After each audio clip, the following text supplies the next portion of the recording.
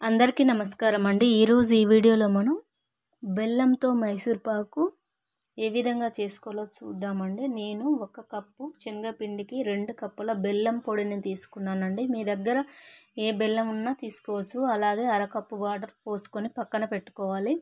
మరొక ప్యాన్లో ఈ విధంగా 1 కప్పు నెయ్యి, 1 కప్పు నూనె తీసుకున్నాను. మీరు 2 కప్పుల నెయ్యి కానీ 2 కప్పుల నూనె కానీ తీసుకోవచ్చు. పక్కన ముందుగా నూనె అయితే కాగుతూ ఉండాలి. ఎందుకంటే మనకు పాకం వచ్చాక వేడి వేడి ఈ నెయ్యిని పోస్తూ ఉండాలి.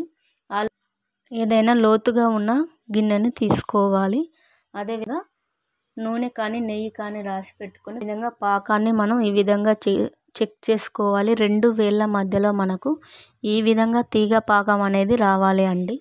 ఈ విధంగా వచ్చిన తర్వాత మనం శనగపిండి అనేది వేసుకొని కలుపుకోవాలి. ముందే శనగపిండిని జల్లెడ పట్టుకొని కూడా వేసుకోవచ్చు. నేను డైరెక్ట్ వేసుకున్నాను. వేసుకున్న తర్వాత నేను విస్కర్తోనైతే మంచిగా కలుస్తుందని ఈ విధంగా కలుపుకున్నాను.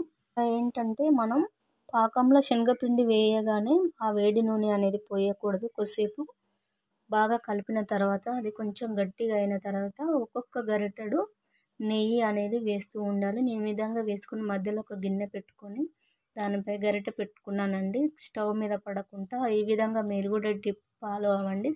చూడండి, ఇలా వేసినప్పుడు పొంగుతూ ఉంటుంది. పొంగిన తర్వాత మనకు మళ్ళీ కొద్దిసేపు అయినాక ఆ నెయ్యి లేదా నూనెను మొత్తం గుంజుకొని సాఫ్ట్గా అవుతుంది. మళ్ళీ ఒక గరిటె ఈ విధంగా పోస్తూనే ఉండాలి మనకు పాకం వచ్చే వరకు. దాదాపు మనం తీసుకున్న 2 కప్పుల నూనె అనేది మొత్తం పడుతుంది అండి. ఈ విధంగా పోసుకున్న తర్వాత మనం చెక్ చేసుకుంటుంటే ఎలా తెలుస్తుందంటే ఆ మైసూర్ పాకు వచ్చింది మనకు ఎలా తెలుస్తుందంటే మన గంటె కదిపినప్పుడు అసలు కదలదండి, దగ్గరికి వచ్చినట్టు అవుతుంది. అలాంటప్పుడు మిగతా నూనె లేదా నెయ్యి మనకు పక్కన కాగుతున్నది ఒకేసారి మనం అనేది వేసుకోవాలి. వేసుకొని ఈ విధంగా కలుపుకున్న తర్వాత వెంటనే స్టవ్ ఆఫ్ చేసుకొని మనం ముందుగానే నెయ్యి రాసి పెట్టుకున్న గిన్నెలో పోసుకోవాలి.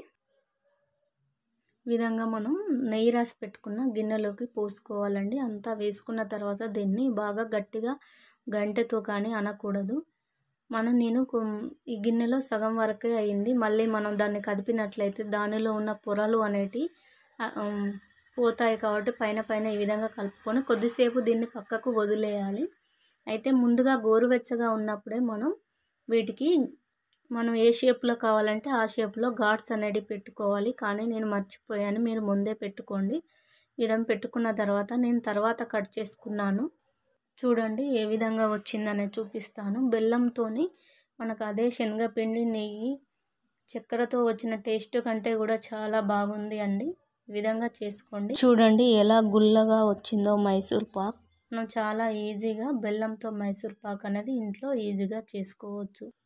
నేను ఆర్గానిక్ బెల్లం ఉపయోగించడం వల్ల కొంచెం బ్లాక్గా వచ్చింది. మీరు మామూలు బెల్లంతో కూడా చేస్తే ఇంకో కొంచెం కలర్ కొద్దిగా వైట్గా వస్తుంది. చక్కెర కంటే కూడా ఈ బెల్లంతో చాలా టేస్టీగా ఉందండి. హెల్తీకి హెల్తీ, అలాగే టేస్ట్కి టేస్ట్ చాలా బాగుంది. మీరు కూడా ఒకసారి ట్రై చేయండి. నచ్చితే లైక్ చేయండి, షేర్ చేయండి, సబ్స్క్రైబ్ చేయండి.